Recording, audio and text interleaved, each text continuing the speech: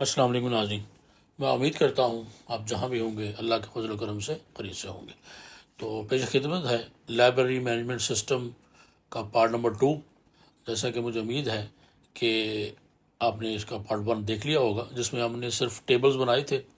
और जिन्होंने नहीं देखा, इस वीडियो की डिस्क्रिप्शन में मैं उसका लिंक दे दूँगा, आप वो देख लीजिए। और इस वीडियो की डिस्क्रिप्शन में मैंने जो हमारी जो लाइब्रेरी मैनेजमेंट सिस्टम की जो एक्सेल में हमने जो डाटाबेस बनाया था, उसकी भी पूरी जो प्लेलिस्ट है उसका लिंक दे दूंगा। अगर कुछ लोग जो एक्सेल में काम करना चाह रहे हैं वो जो है वो उसको से भी इस्तेफादा कर सकते हैं। तो चलिए जी, चलते हैं हम आज की वीडियो की तरफ। जी, जैसा कि आप ये देख रहे हैं कि हमने ये book dB, book issue return, category, member, staff, supplier dB और ट्रांजैक्शन डाटाबेस, ये हमने टेबल बनाए थे अपनी पिछली वीडियो में। तो अब इसके बाद हमने इनकी क्यूरीज बनानी है और उसके बाद इनका फॉर्म। लेकिन ज़रूरी नहीं है कि कुछ फॉर्म ऐसे होते हैं जिनकी अगर आप रिपोर्टिंग नहीं करना चाह रहे तो उसका डायरेक्ट फॉर्म भी बना सकते हैं आप। और अगर आप क्यूरीज बना के तो फिर उसका फॉर्म बनाते हैं तो वो भी उसमें काम करता है। तो सबसे पहले ये जो छोटे छोटे हमारे टेबल हैं, जैसे कैटेगरी है, मेंबर है, स्टाफ है, सप्लायर है, तो इसमें हमें कोई रिपोर्टिंग की ज़रूरत नहीं है। तो सबसे पहले हम इनका फॉर्म बनाते हैं। एक का फॉर्म बनाएंगे और बाकी जितने भी ये जो 4 छोटे टेबल्स हैं सबका एक जैसे फॉर्म बनेगा। तो सबसे पहले हम सब एक का फॉर्म क्रिएट करते हैं और उसके बाद बाकी सब काम सेम उसी तरह का होगा, वो आप लोगों ने उसको फिर कर लेना है। तो इसके लिए सबसे पहले हम फॉर्म अगर डिज़ाइन पे जाते हैं तो इसमें हमें मुख्तलिफ ऑप्शन मिलती हैं। तो फॉर्म है, फॉर्म डिज़ाइन है, ब्लैंक फॉर्म है और फॉर्म विज़र्ड है। और उसके बाद मोर फॉर्म्स में भी एक ऑप्शन आ जाती है, उसमें काफ़ी सारे बिल्ट इन जो फॉर्म्स हैं वो होते हैं। तो सिंपल फॉर्म अगर हम क्लिक करें अपने डाटा टेबल को सेलेक्ट करके तो हमें एक बिल्ट इन फॉर्म मिल जाता है। फॉर्म डिज़ाइन में अगर हम क्लिक करें तो उससे भी हमें एक फॉर्म में ऑप्शन आती है, लेकिन हम फॉर्म विज़र्ड को यूज़ करेंगे। तो जैसे हम क्लिक करेंगे तो हमारे सामने एक हमारी ऑप्शन आ जाती है लेफ़्ट साइड से। तो अगर सिंगल एंगल से हम उसको सिलेक्टेड फील्ड में लेके जा सकते हैं और डबल एंगल से वो सारा इकट्ठा ही आ जाता है। जैसे हम क्लिक किए उसके बाद हम इसको नेक्स्ट करेंगे और ये हमारे पास मुख्तलिफ ऑप्शन आती है हमारी कि किस तरह का फॉर्म हमें चाहिए। तो क्योंकि हमने डायरेक्ट सिंगल एंट्री करनी है इसके अंदर, तो कॉलमर ही रखते हैं, वही रखते हैं और नेक्स्ट करेंगे। और उसके बाद नेक्स्ट किया, ये हमारे ऑप्शन आ जाती है कि हमने उसका फॉर्म का नेम जो है, तो अगर सेम नेम रखना है हमने या कोई चेंज करना है तो यहाँ पे हम इसको चेंज कर सकते हैं। तो हम कैटेगरी के साथ एफ़ लगा देते हैं ताकि हमें वो उसके फॉर्म के लिए एफ़ या पूरा फॉर्म भी लिख सकते हैं या सिंबल अगर हम कैटेगरी के साथ एफ़ का इजाफा कर देते हैं कैपिटल के साथ, तो ये हमें पता चल जाएगा कि हमारा ये फॉर्म है, कैटेगरी फॉर्म। तो नीचे ये दो ऑप्शन है, इसमें मॉडिफाई द फॉर्म डिज़ाइन और ओपन द फॉर्म। तो हम सिंपली इसको ओपन द फॉर्म करते हैं तो ये देखिए हमारे सामने एक बिल्ट इन फॉर्म का डिज़ाइन जो है वो खुल के सिंपल 3 लाइन का ये फॉर्म है। कैटेगरी आईडी तो ऑटो है, कैटेगरी नेम हमने लिखना है और उसकी पर डे प्राइस लिख देनी है और ये पर डे प्राइस हम यहाँ से फिर अपने दूसरे फॉर्म के लिए उसको ले लेंगे। तो ये हम आए फॉर्म डिज़ाइन में। फॉर्म डिज़ाइन में आने के बाद आप इसको अब चेंज करना चाह रहे हैं। सबसे ऊपर उसका हेडर है, नीचे उसकी डिटेल है और नीचे सबसे नीचे उसको फुटर है, जो भी ऑफ है, अगर फुटर लगाना चाहें वो भी आप लगा सकते हैं। ये हमारा इसकी टेक्स्ट फील्ड है। तो ये फर्स्ट वाली जो हमारा लेबल्स है इसमें हम चेंज कर सकते हैं, लेकिन जो उसके सामने जो टेक्स्ट फील्ड नज़र आ रही है उसके ऊपर हम चेंज नहीं करेंगे क्योंकि उसका कोड नेम है। इसमें अगर आप चेंज करेंगे तो फिर हमारी जो डाटा एंट्री है उसमें प्रॉब्लम हो सकती है। तो सबसे पहले हमारा ये टाइटल है, तो टाइटल में आप यहाँ पे कुछ भी कर सकते हैं। आप कैटेगरी एंट्री फॉर्म हम इसको कर देते हैं, तो एक छोटा सा फॉर्म हम इसको बनाएंगे। तो कैटेगरी एंट्री फॉर्म और उसके बाद हमारे ये लेबल्स हैं, तो यहाँ पे भी हम पूरी कैटेगरी जो है वो लिख देते हैं। कैटेगरी आईडी पूरा लिख देंगे इसको स्पेस के साथ। और नेक्स्ट हमारे जो टेक्स्ट फील्ड है वो उसका नेम जो आ रहा है वो हमने चेंज नहीं करना। जैसे मैंने बताया है कि वो इसका बाय डिफ़ॉल्ट और कोड नेम कह लें हम उसको होता है, बाय डिफ़ॉल्ट नेम होता है, तो उसी के थ्रू ही ये डाटा इसमें एंट्री होगी। यानी ये जो नेम है ये लिंक्ड है हमारे टेबल के साथ। तो अगर ये नेम चेंज हो जाएगा तो टेबल में डाटा एंट्री जो है उसका एरर आना शुरू हो जाएगा। तो इसको हम चेंज नहीं करेंगे, सिर्फ जो लेफ़्ट साइड पे हमने जो हमारे लेबल्स जिसको हम कहते हैं उसमें हम एंट्री कर सकते हैं। तो अगर हम इसको स्टैक कर ले रहे हैं सब कुछ सेलेक्ट करके, तो ये पूरा बराबर आ जाता है हमारा। लेकिन यहाँ पे फिर इसमें इसको कंट्रोल करना जो है वो मुश्किल होता है। तो एक दफ़ा इस सबको बैलेंसिंग बराबर करने के बाद अब दोबारा इसको सेलेक्ट करें और ये सबको किया सिलेक्टेड, और यहाँ पे राइट क्लिक किया और लेआउट में गए और वहाँ से रिमूव लेआउट कर दें।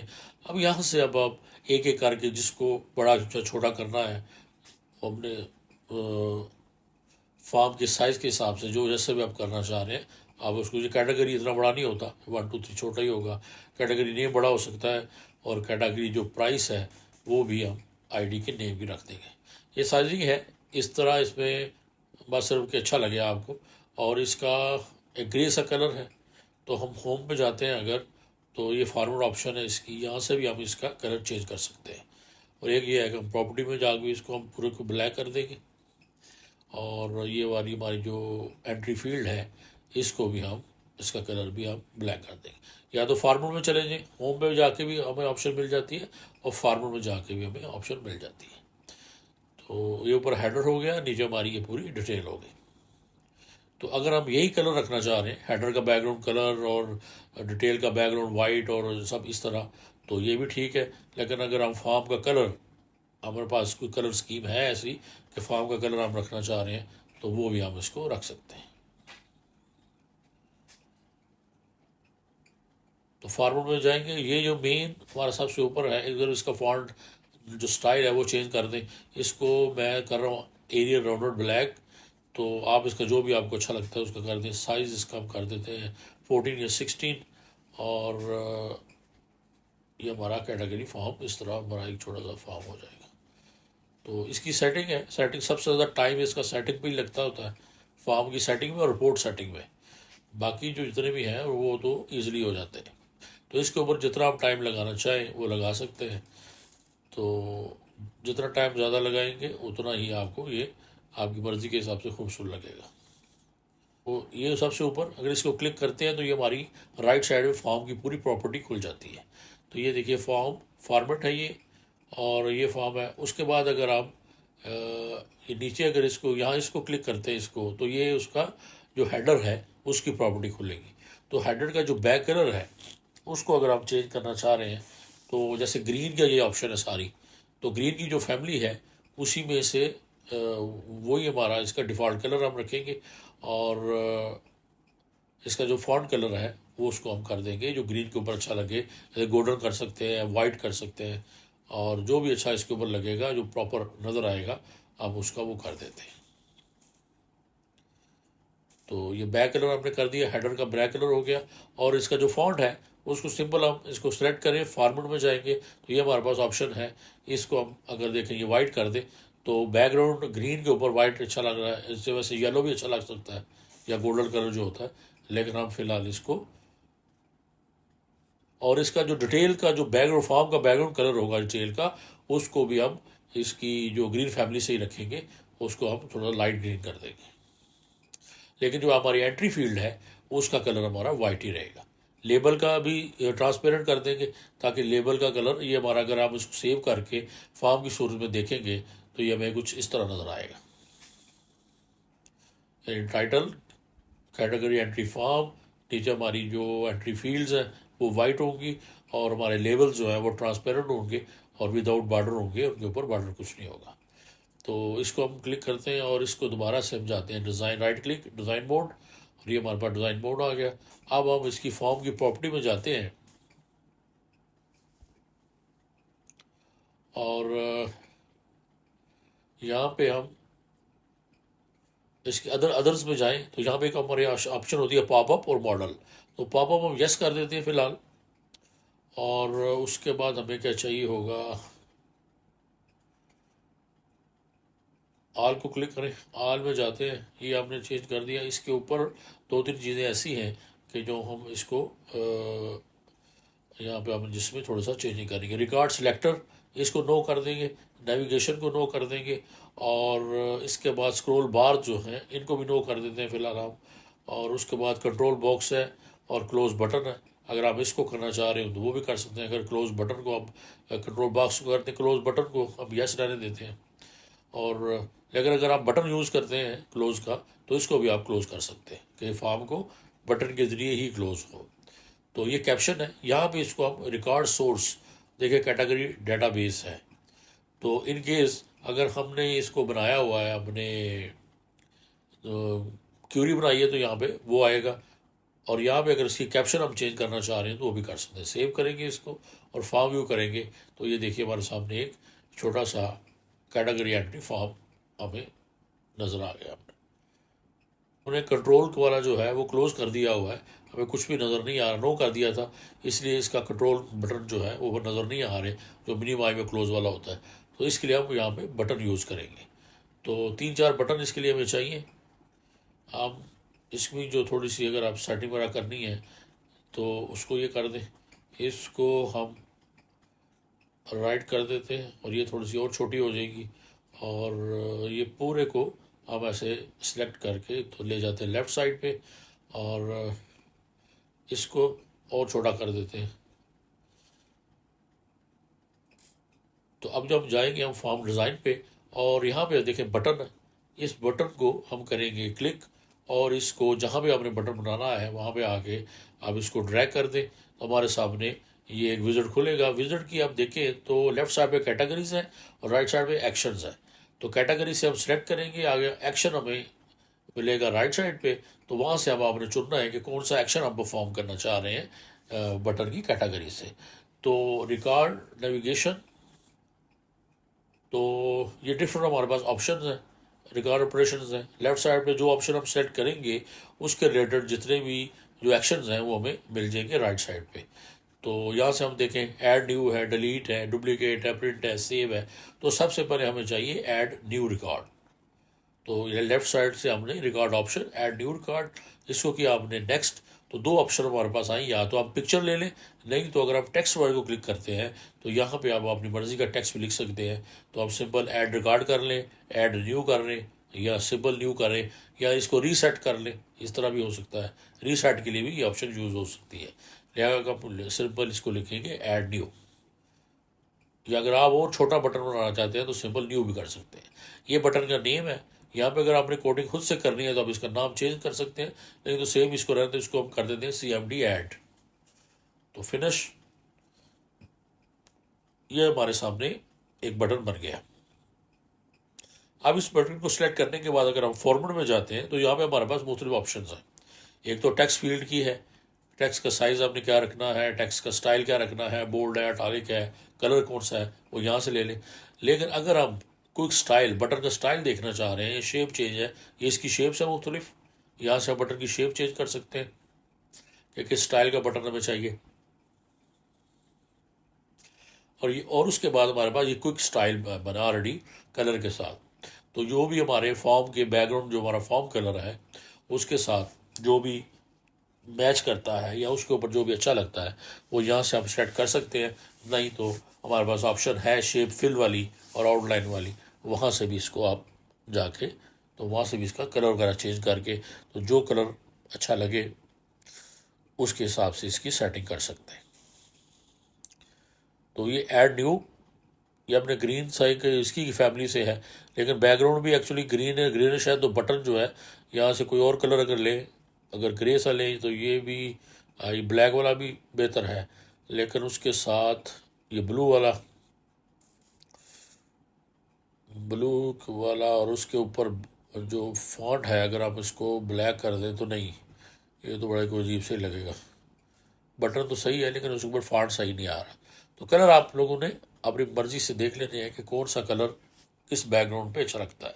तो यहाँ से अगर इसको डार्क ग्रीन हम करें और इसको करें वाइट, तो ये देखिए ये भी एक ऑप्शन हो सकती है।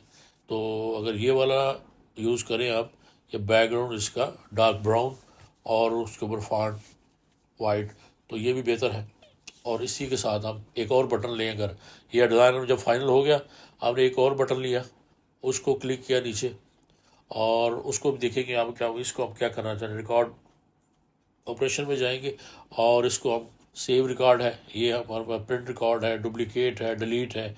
तो डिलीट वाली ऑप्शन हम इसमें नहीं रखेंगे, क्योंकि अगर इसमें जब डिलीट करते हैं माइक्रोसॉफ्ट एक्सेस में तो जो उसका ऑटो नंबर आपने रखा होता है, अगर तो ऑटो नंबर नहीं है फिर तो सही है, अदरवाइज़ ये काफ़ी प्रॉब्लम होता है। तो हम करेंगे उसमें नेक्स्ट रिकॉर्ड। तो नेक्स्ट आपने सेलेक्ट किया और सिर्फ रिकॉर्ड ख़त्म कर देते हैं, नेक्स्ट रखते हैं। कमांड बटन का नेम चेंज करना चाहें तो कर लें, नहीं तो रहने दें, CMD नेक्स्ट। तो ये हमारे पास एक नेक्स्ट आ गया।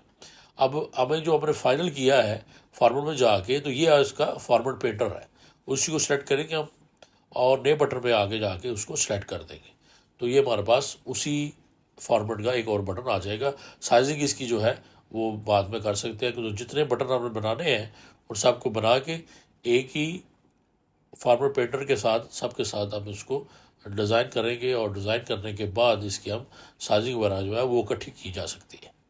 तो एक नेक्स्ट हो गया। अब इसके बाद हमारे पास एक ऑप्शन है रिकॉर्ड नेविगेशन में, एक ऑप्शन है प्रीवियस की। तो नेक्स्ट रिकॉर्ड और प्रीवियस रिकॉर्ड,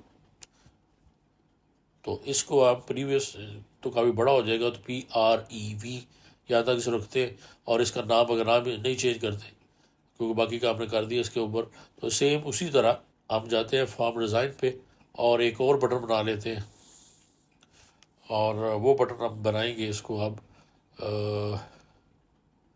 फॉर्म ऑपरेशन में जाएं तो क्लोज फॉर्म, क्योंकि हमने फॉर्म की जो क्लोज का ऑलरेडी हमारे ऑप्शन मिल रही होती है उसको हमने स्टॉप किया हुआ है, उसको हमने नो किया था, तो इसलिए हमें क्लोज का बटन जो है वो खुद बनाना पड़ेगा फॉर्म को क्लोज करने के लिए। तो इसको हमें फिनिश करते हैं, हमारे पास क्लोज का हो गया। तो फिलहाल ये 4 बटन हम इस पर यूज़ कर रहे हैं। तो अभी एक जैसे ही हमने इसको करना है, तो ये फॉर्मेट पेंटर किया आपने, यहाँ पे फिर क्लिक कर दिया, और उसके बाद दोबारा से और इसको भी हम इसको क्लिक कर देंगे। ये हमारे पास हो गए 4 बटन, इन सबको किया हमने सिलेक्ट। अब हम जाएंगे अरेंज में। अरेंज में हमारे पास एक ऑप्शन है अलाइन, और दूसरी है साइज एंड स्पेसेस। तो साइज में सबसे हम जो टॉलेस्ट, और उसके बाद हम करेंगे वाइडेस्ट। तो ये हमारे पास सारे एक जैसे हो गए। तो इक्वल हॉरिजॉन्टली आप कर सकते हैं, और इक्वल वर्टिकली मुख्तलिफ और भी हमारे पास ऑप्शन है, नीचे इनकी ऑप्शन हमारे पास मौजूद है। तो ये देखिए ये हमारे इक्वल हो गए, और डिज़ाइन में जाके हम इनको बॉटम में कर देते हैं। तो अगर आप देखिएगा कि बिल्कुल सेम डिज़ाइन में ये हमारे पास आ गए हैं। अब दरमियान में अगर आप स्पेसिंग देना चाह रहे हैं तो आप इंक्रीज़ हॉरिजॉन्टली थोड़ा सा कर दें, तो ये उनके दरमियान की जितनी भी स्पेस, थोड़ी सी स्पेस आ जाएगी इनकी आपस की दरमियान में। तो और इसमें क्या कर सकते हैं आप फिलहाल, और तो फिर हमें किसी की ज़रूरत नहीं है।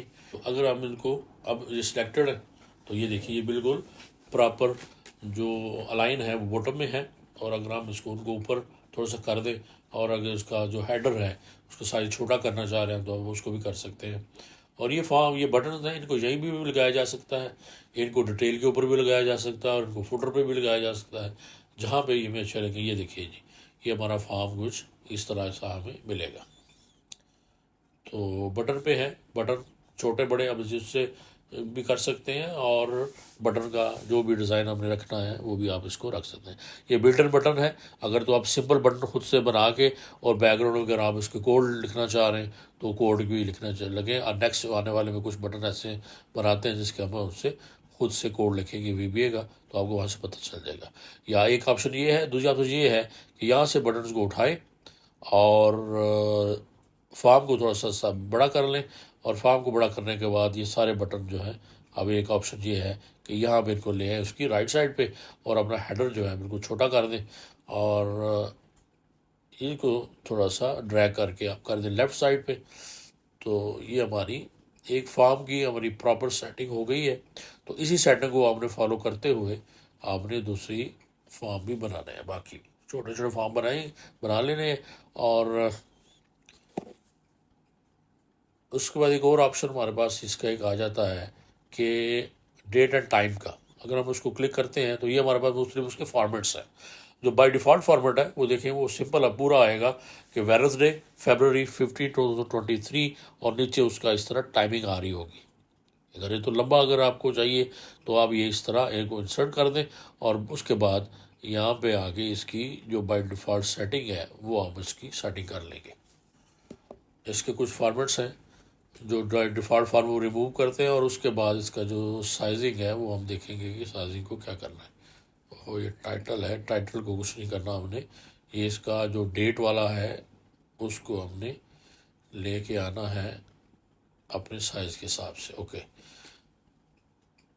अब इसको एरर आ रहा है, इसको फिर ना इग्नोर करते हैं। और इसका जो फॉर्म का जो साइज़ है इसको हम थोड़ा सा 16 है तो इसको 12 कर दें ताकि ये और छोटा हो जाएगा और हमारा डेट और टाइम के लिए जो है वो हमें मिल जाएगा। ये इसको भी हम इसको बराबर भी रखा जा सकता है उस फॉर्मेट के, और इसको हम बिल्कुल छोटा कर देंगे डेट एंड टाइम को ताकि ये प्रॉपर फॉर्म पे नज़र आए। और इसको कर देते हैं वाइट। और ये करेंगे हम इसको सेव, और फॉर्म व्यू पे देखेंगे कि ये देखिए हमारा टाइम और डेट का जो है वो शो इसलिए नहीं हो रहा कि उसका कभी भी जो लेबल है वो छोटा है। तो हम उसके लेबल्स को, तो एक तो इसका फॉन्ट छोटा और कर देते हैं और इसका लेबल भी हम इसको छोटा कर देंगे। लेबल थोड़ा बढ़ा देंगे, फॉन्ट छोटा करते हैं ताकि ये प्रॉपर हमें उसमें नज़र आए। तो इसको अगर हम ऐड करें, और ये जो कैलबरी है इसका फॉन्ट तो उसका सही है, नेम रहने देते हैं। और इसको थोड़ा सा इसका लेबल बड़ा कर देते हैं, साइज़ उसका, और इसको ले आते हैं उसके मिडल में टाइम को। तो सेव करके तो दोबारा से अगर हम करते हैं तो ये देखिए अब हमें प्रॉपर नज़र आ रहा है, यानी पूरा डे, वीक डे, अब मंथ का नेम, डेट और ईयर, और उसके बाद नीचे टाइमिंग। ये हमारे फॉर्म पे जब ये ओपन होगा तो इस तरह हमारी करंट टाइमिंग जो चल रही होगी और करंट डेट जो है वो भी डिस्प्ले हो जाएगी। तो यहाँ पे अगर हम इसकी एंट्री करते हैं, अब जैसे फर्स्ट कैटेगरी है हम लिख देते हैं पोइट्री, और पोइट्री कैटेगरी की जो पर डे प्राइस होगी वो हम लिख देते हैं 1 दिरहम कर देते हैं। ये देखिए 1 हो गया, और प्रीवियस में अगर करेंगे तो प्रीवियस में हमारा रिकॉर्ड आ जाएगा। ऐड न्यू पे चली जाएगी। इसी तरह हमारी कैटेगरी आईडी ऑटोमेटिकली चलती जाएगी, और ये क्लोज़ करेंगे तो ये उसका बिल्कुल क्लोज़ हो जाएगा। तो ये था, ये मैंने कैटेगरी का हमारा फॉर्म, ये देखिए हमने एक डाटा एंट्री कर ली है उसके अंदर, ये हमारा कंप्लीट हो गया है। और इसी फॉर्म की बेस पे हमारे जो छोटे 4 फॉर्म्स हैं, ये मेंबर वाला और स्टाफ वाला और सप्लायर डीबी वाला, ये वाला है, और ट्रांजैक्शन डीबी जो है ये भी छोटा सा फॉर्म है, इसको भी हम जो है वो बनाएंगे। लेकिन ट्रांजैक्शन डीबी के लिए अब ये तो हमने फॉर्म बनाया था डायरेक्ट फॉर्म, इसमें हमने कोई भी क्यूरी नहीं बनाई, बगैर क्यूरी के बनाया है। लेकिन अगर हम इसकी क्यूरी डिज़ाइन करना भी चाहें तो भी कर सकते हैं, क्योंकि इसमें कोई ऐसी चेंजिंग तो हमने कुछ भी नहीं की, ना ही कोई ऐसा हमने इसमें कोई कैलकुलेशन परफॉर्म करनी है कैटेगरी पे। जो कैटेगरी में चाहिए वही हमने लिखनी है। तो ये इस फॉर्म्स में डाटा जो है वो उसमें जाएगा। अगर हम इसका क्यूरी विजिट पे जाते हैं तो ये देखिए क्यूरी विजिट भी उसी तरह खुलेगा। हमें वो थोड़ी ऑप्शन आती हैं, तो हमें सिंपल क्यूरी चाहिए, वो उसको हम क्लिक करेंगे और यहाँ से हमने टेबल सेलेक्ट करने हैं। जैसे हमने कैटेगरी टेबल सेलेक्ट किया कि सारी ऑप्शन हमें चाहिए, और उसके बाद कैलकुलेशन परफॉर्म नहीं है उसकी तो पहली ऑप्शन चुनेंगे। उसके बाद हमारा आएगा कि हमने नेम क्या रखना है, तो कैटेगरी का हम कैटेगरी क्यू कर देते हैं। तो ये याद रखें, कैटेगरी क्यू जो होगी ये हमारी मेन कैटेगरी होगी, समरी कैटेगरी होगी, यानी सिंपल डाटा एंट्री के लिए। तो कैटेगरी क्यू मुख्तलिफ होती हैं इसमें क्यूरीज, तो अगर हम और क्यूरीज को बनाएंगे तो उसका नाम कोई और रखेंगे। तो कैटेगरी क्यू हो गई ये हमारी। अब इसकी बेस पे हमने, अब हमारा जो टेबल था उसका हमने फॉर्म भी बन गया, अब उसकी हमारी क्यूरी भी बन गई। तो ये जी मैंने ये जो है जल्दी से सारे वो फॉर्म जितने थे ताकि टाइम की बचत के लिए जो ज़्यादा लंबी ना हो, मैंने फॉर्म बना ली है। एक कैटेगरी एंट्री फॉर्म, ये तो आपने देखा था, हमने इसको बनाया है। और इसी को कॉपी पेस्ट करके मैंने स्ट्रक्चर इसका रखा था, डाटा इसका की ज़रूरत नहीं होती। आप जो भी फॉर्म बनाते हैं उसको कॉपी पेस्ट करें, और उसको अगर पेस्ट करेंगे तो हमारा पास एक ऑप्शन आ जाएगी। तो इसी तरह मैंने मेंबर क्यूरी बनाई क्यू के साथ, देखिए उस भी मेंबर क्यूरी है, एम्प्लॉय क्यूरी है, और उसके बाद सप्लायर क्यूरी है सप्लायर टेबल के अगेंस्ट, और ट्रांजैक्शन क्यूरी है ट्रांजैक्शन टेबल के अगेंस्ट।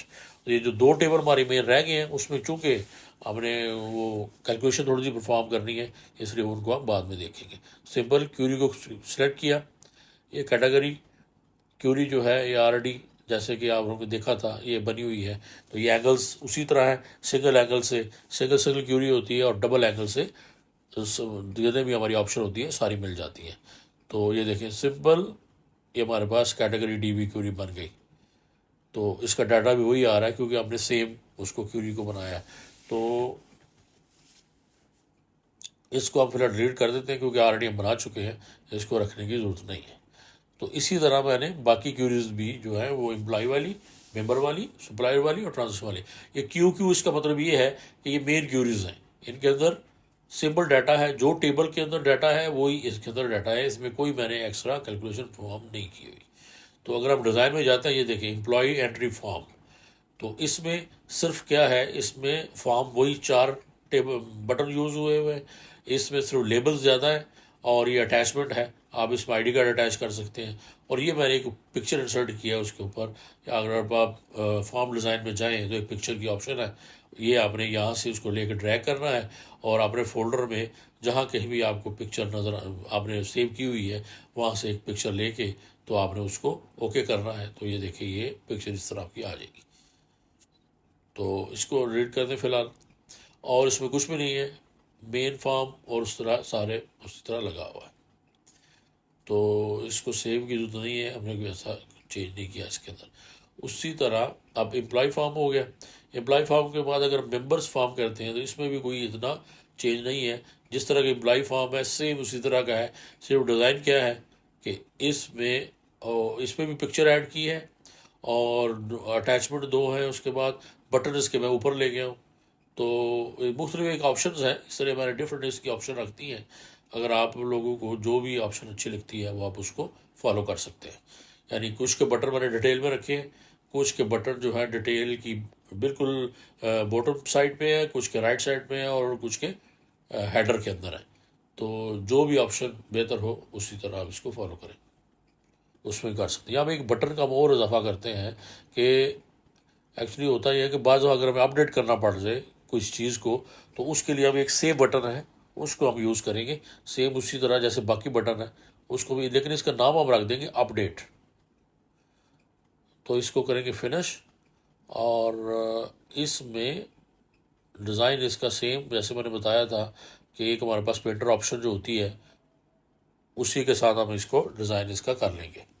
तो ये आपने अपडेट वाला किया, इसी को दोबारा से फॉर्मेट पेंटर से हम इस तरह इसको सेम साइज़ करेंगे और इसको हम करते हैं यहाँ से सिलेक्ट, हम जाते हैं अरेंज ऑप्शन में और अरेंज में हम जाएंगे कि साइज़ एंड स्पेसेस। और तो सबसे जो अगर आप टॉलेस्ट पे करना चाह रहे हैं तो टॉलेस्ट पे करें, शॉर्टेस्ट और नैरोएस्ट पे कर देते हैं क्योंकि हमारे नए बटन के जो ओल्ड बटन के मुताबिक ये हो जाएगा। और इक्वल हॉरिजॉन्टली करते हैं और इसको अलाइन जो है वो बॉटम में कर देते हैं, तो ये सारे हमारे अलाइन हो जाएंगे इकट्ठे सारे। तो ये एक अपडेट ऑप्शन है। ये अपडेट वाला जो बटन है ये पहले जो नहीं बनाया था, ये सब के साथ अपने इसी को अगर आप कॉपी करके सब के अंदर आप लेके जा सकते हैं। तो जैसे ये सप्लायर है तो इसका डिज़ाइन भी सेम है, यहाँ पे इसका लगा हुआ है। तो अगर हम सप्लायर एंट्री में भी ये देखें कि नेक्स्ट की ऑप्शन है, तो और ये हमारे पास एक ट्रांजैक्शन है ऑप्शन है, इस पर भी अगर आप देखें तो इसमें हमने अपडेट एक लगाया हुआ है। तो इसको मैं अगर आप डुप्लीकेट कर लें और या आप कॉपी करें और उसके अंदर ले जाएं तो ये वहीं पे भी काम करेगा क्योंकि ये बाय डिफ़ॉल्ट माइक्रो है। तो इसी को हम यहाँ पे भी कर लेते हैं, ये भी अपडेट यहाँ पे हो जाएगा ये। तो इसी तरह अपडेट को अगर आप ऊपर लेके जाना चाह रहे हैं तो ऊपर ले जाएं, नहीं तो नीचे रखना चाहते तो नीचे रख लें। तो ये पेंटर सारे एक जैसे हो गए, आप उसको फॉर्म पेंटर कर लें। तो इस तरह हमने जितने भी हमारे जो फॉर्म थे, हमारे जो छोटे छोटे टेबल थे जिनमें कोई कैलकुलेशन परफॉर्म नहीं होनी, उसके हमने ये फॉर्म बना लिए हैं। तो वीडियो को अब करते हैं यहीं पे क्लोज़, और इंशाल्लाह नेक्स्ट वीडियो में हमारे अब जो मेन 2 फॉर्म है, मेन डेटाबेस और इशू और रिटर्न वाला फॉर्म, वही हमारे मेन फॉर्म होंगे 2। तो उसके ऊपर हमने काम करेंगे और उसका पहले क्यूरीज बनाएंगे और उसके बाद उसका फॉर्म बनाएंगे, और फिर उसके बाद इंशाल्लाह हम चलेंगे उसकी जो हमें कुछ रिपोर्ट्स चाहिए होंगी जो हमने मेन डैशबोर्ड पे दिखानी है, और उसके बाद डैशबोर्ड भी बनाएंगे। तो तब तक के लिए मुझे दीजिए इजाज़त, जहाँ तक हमने अभी बनाया है आप इसको फॉलो कर लीजिए और फिर इंशाल्लाह अगली वीडियो में मुलाकात होगी। अपना बहुत ख्याल रखें और मुझे भी दुआ में याद रखें। अल्लाह हाफ़िज़।